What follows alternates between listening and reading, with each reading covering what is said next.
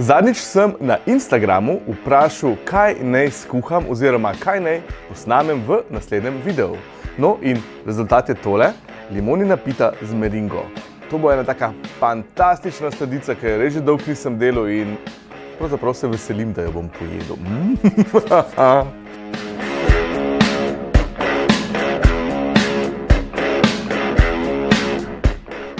Najprej pripravimo testo za pito. V multipraktiku, najboljš je v multipraktiku, zmešamo moko, sladkor v prahu in res hladno maslo. Maslo narežemo na kocke.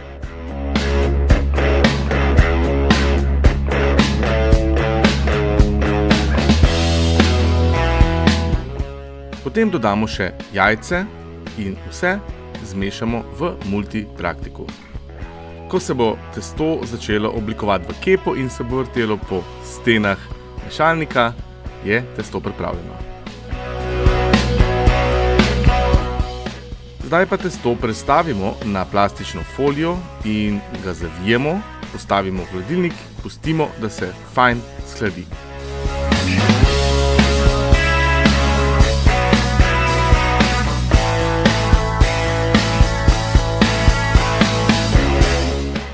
Pripravimo nadev, zmešamo mascarpone, kislo smetano in limonin sok. Dodamo še rumenjake. Ko dodajamo limono, bomo uporabili tudi limonino lupinco. Limone lahko spucamo tako, da jih namočimo v vodo, namočeno s sodo bikarbono. V tej jih operemo in lupinca je super fajn za uporabiti.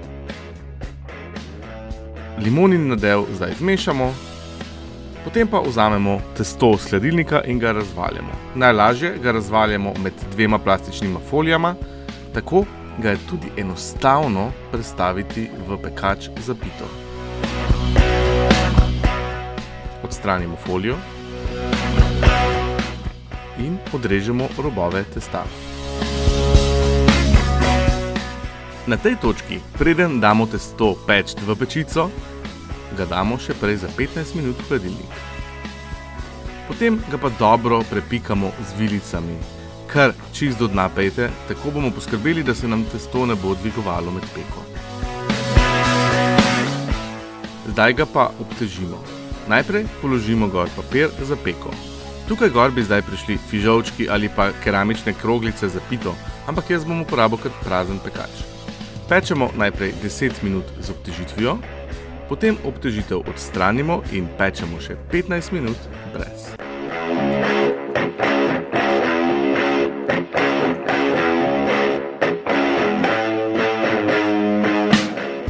Potem, ko je pita prišla drugič iz pečice, počakamo, da se malce ohladi in čez testo razmažemo limonin nadev.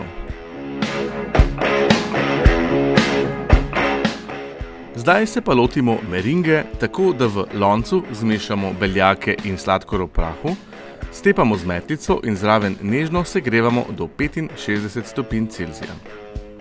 Potem pa mešanico beljakov in sladkorja dodamo v električni mešalnik.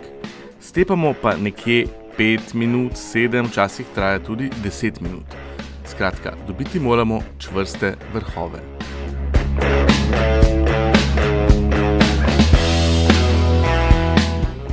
Naša pita je že pečena in ohlajena. Pripravimo dresirno vrečko za meringo.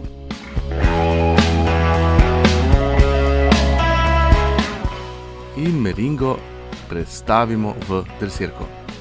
Zdaj pa čas, da pito okrasimo. Takole enakomerno brizgamo na pito, kupček zraven kupčka.